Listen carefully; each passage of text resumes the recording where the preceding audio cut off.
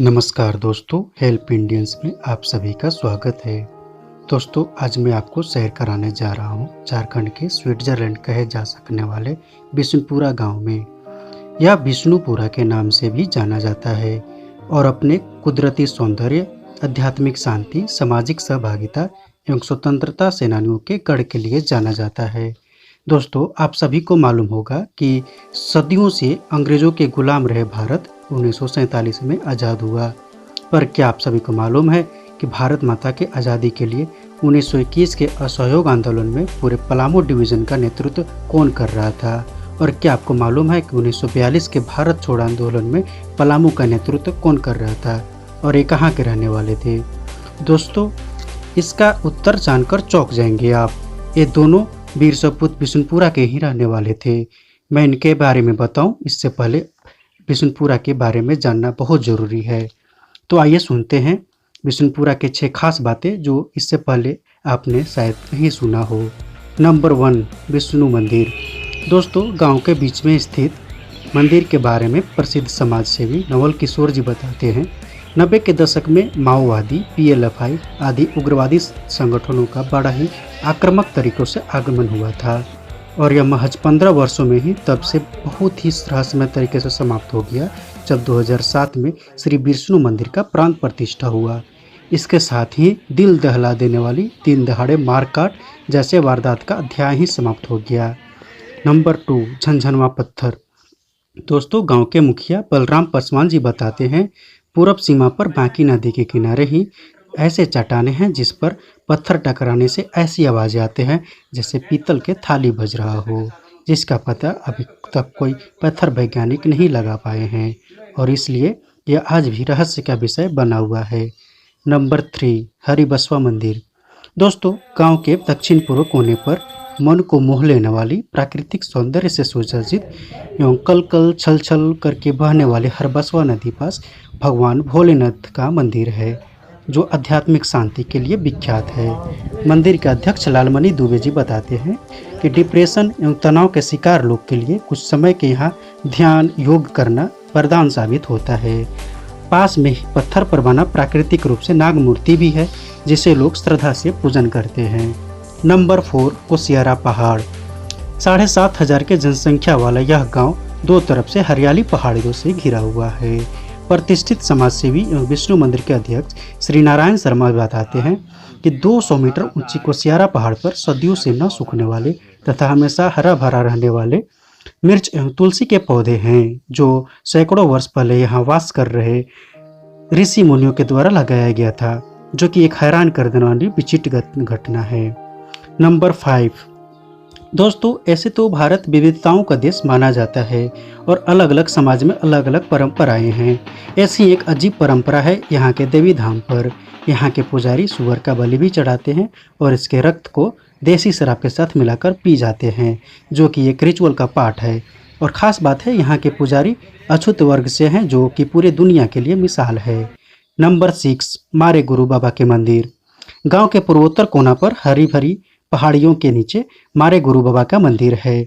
समाजसेवी सुदामा राम बताते हैं कि इसकी यात्रा 3 अन्य मंदिर चिरावन कोटवा लामी पहाड़ पर, छाताराज बाबा अमहर नदी पर एवं सलमा बाबा बढ़िया रोड पर के साथ पूर्ण होती है। दोस्तों, अब समय आ गया है स्वतंत्रता सेनानियों की बात करने की।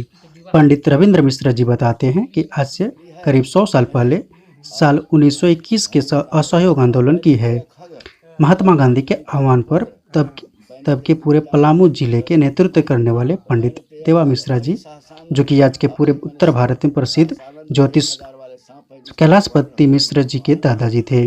वे जगह जगह पर फिरंगी अधिकारियों एवं विदेशी कपड़ों का विरोध कर रहे थे तथा सभी पलामू वासियों में अंग्रेजी सेवा से इस्तीफे का जोश भर रहे थे।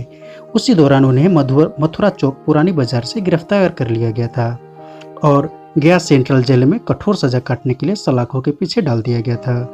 चूँकि नेता बड़े ही लोकप्रिय थे, उन्हें सजा फांसी की मिली, लेकिन अपने सूझबूझ एवं पांडित्य से सम्मानित घर पहुंचे थे।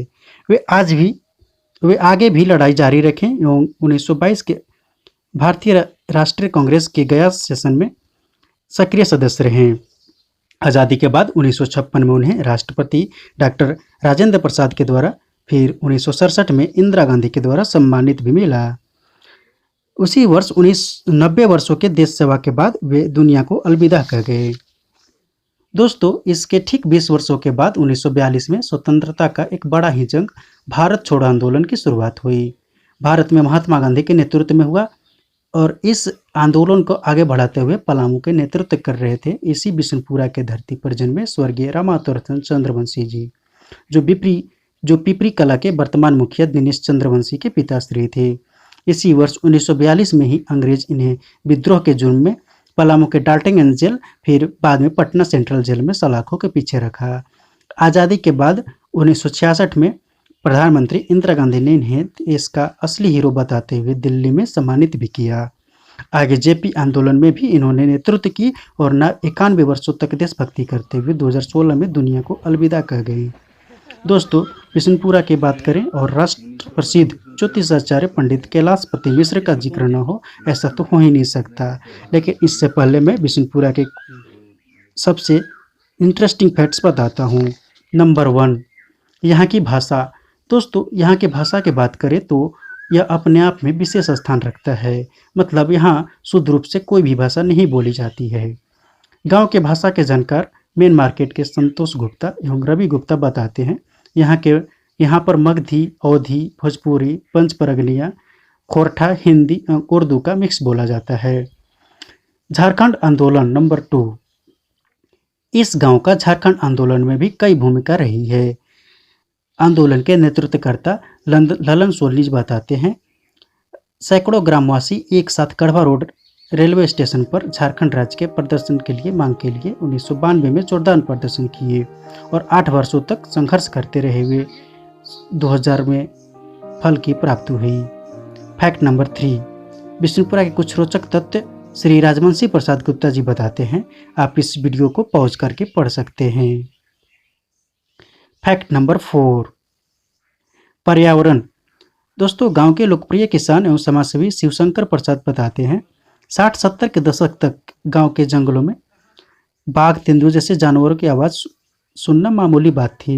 फिर पर्यावरण के नुकसान के देखते हुए 80 एवं 90 के दशकों में जंगल बचाओ अभियान के तहत हजारों पेड़ पौधे लगाए गए और इसका सकारात्मक परिणाम देखने को मिला। दोस्तों, मैं अब बताने जा रहा हूँ ज्योतिषाचार्य एवं पंडित कैलाशपति मिश्र जी के बारे में।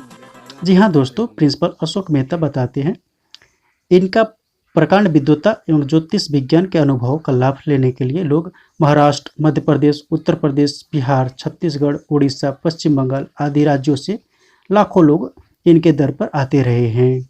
अनगिनत उदाहरणों में से कुछ आपको बताने जा रहा हूँ। कांडी के प्रसिद्ध राधे कृष्ण मंदिर से उनकी अष्टधातु की मूर्ति चोरी हो गई थी। पंडित जी के द्वारा इनकी बिल्कुल सटीक जानकारी से बहुत ही जल्द कथित स्थान पर मिल गई थी। इसी प्रकार खोई ज्वेलरी, पुत्र, पशु का सटीक पता लगाना हो या लोगों की शारीरिक, मानसिक, आध्यात्मिक दुखों का निवारण करना हो, ये सब उनके सामने छोटा है। दोस्तों, आपको यह वीडियो कैसा लगा? अगर अच्छा लगा तो वीडियो को लाइक करिएगा और अपने फ्रेंड्स एंड फैमिली मेम्बर के साथ फेसबुक तथा व्हाट्सएप पर शेयर भी कीजिएगा। अगर अच्छा नहीं लगा तो नीचे कमेंट बॉक्स में लिखकर बताइए क्यों अच्छा नहीं लगा, और यह भी बताइएगा कि आपको सबसे इंटरेस्टिंग चीज़ कौन सा लगा, और यह भी बताइएगा कि अगला वीडियो किस स्थान का होना चाहिए। Thanks for watching. जय हिंद, वंदे मातरम। नमस्कार दोस्तों, मैं आपका होस्ट रुपेश गुप्ता। दोस्तों, भारत के किसी भी गांव पर यह पहला विस्तृत डॉक्यूमेंट्री है। आप कमेंट बॉक्स में प्लीज़ कमेंट करके बताइए कि आपको ये वीडियो कैसा लगा, और ये भी बताइए कि अगला वीडियो कौन सा होना चाहिए। मैं इसी तरह के वीडियो डालता रहूँगा। हमारे चैनल को सब्सक्राइब कीजिए। चैनल का नाम है हेल्प इंडियंस।